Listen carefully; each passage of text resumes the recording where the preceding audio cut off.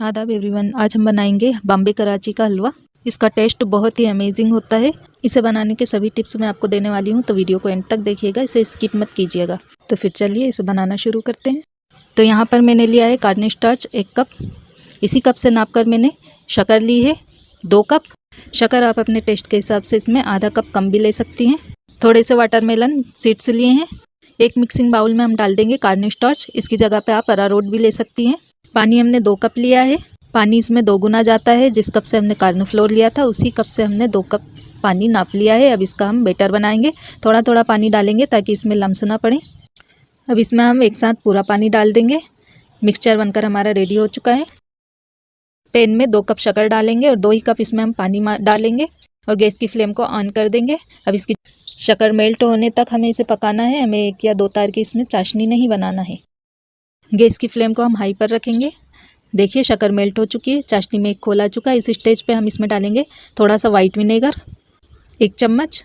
आप चाहें तो इसकी जगह पर 1 चम्मच नींबू का रस मिला दीजिए। इससे शक्कर क्रिस्टलाइज नहीं होगी, जमेगी नहीं शक्कर। मिला लेंगे। गैस की फ्लेम को लो करेंगे। अब इसमें हम डाल देंगे कॉर्न स्टार्च। कॉर्न स्टार्च को अच्छी तरह से चला लेंगे और फिर इसमें डाल देंगे। कॉर्न स्टार्च इसमें थोड़ा थोड़ा करके डालेंगे, थोड़ा थोड़ा करके डालते जाएंगे और चलाते जाएंगे। अच्छी तरह से मिक्स करेंगे और गैस की फ्लेम को थोड़ा सा बढ़ा देंगे, लो टू मीडियम पर कर देंगे और इसे हमें लगातार चलाते हुए ही पकाना है।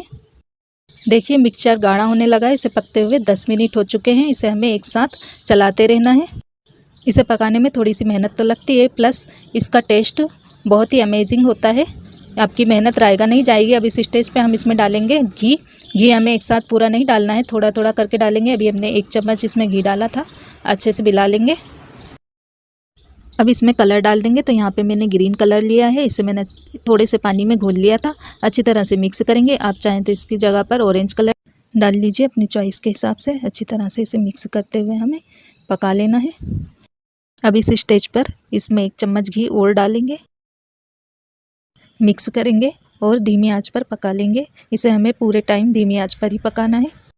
घी डालने से मिक्सचर ट्रांसपेरेंट हो जाता है। अब इसमें हम घी फिर से ऐड करेंगे।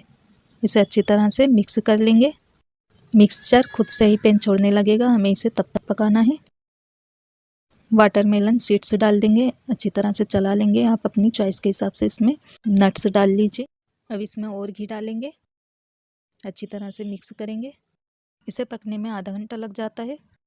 बाकी का बचा हुआ पूरा घी इसमें हम डाल देंगे, अच्छी तरह से चला लेंगे। थोड़ा थोड़ा करते हुए हमने इसमें आधा कप देसी घी डाल दिया है। शुरू में ये घी एब्जॉर्ब कर लेता है और जैसे जैसे पकता जाता है वैसे वैसे घी छोड़ता जाएगा। ये इसकी खास पहचान है। मिक्सचर खुद से ही पेन छोड़ने लगेगा और इकट्ठा होने लगेगा।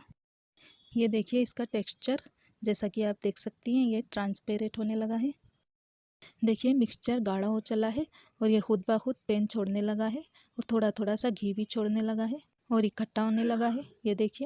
ये देखिए इसकी कंसिस्टेंसी मैं आपको बता रही हूँ। ये पूरी तरह से पककर रेडी हो चुका है। अब इस स्टेज पर हम गैस की फ्लेम को ऑफ कर देंगे और इसमें डाल देंगे थोड़ा सा रोज एसेंस। इसे अच्छी तरह से मिक्स कर लेंगे।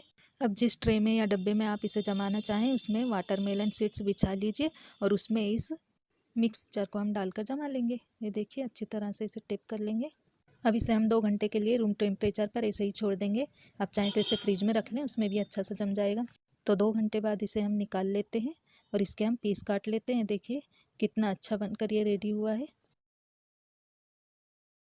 ये देखिए एक पीस मैं आपको बताती हूँ ये कितना अच्छा ट्रांसपेरेंट बना हुआ है। ये देखिए बिल्कुल मार्केट की तरह बनकर रेडी हुआ है। तो आप भी घर पर इसे बहुत आसानी से बना सकती हैं। और प्लीज़ वीडियो अच्छी लगे तो इसे ज़्यादा से ज़्यादा लाइक शेयर और सब्सक्राइब कर दीजिएगा। अलविदा, थैंक्स फॉर वॉचिंग।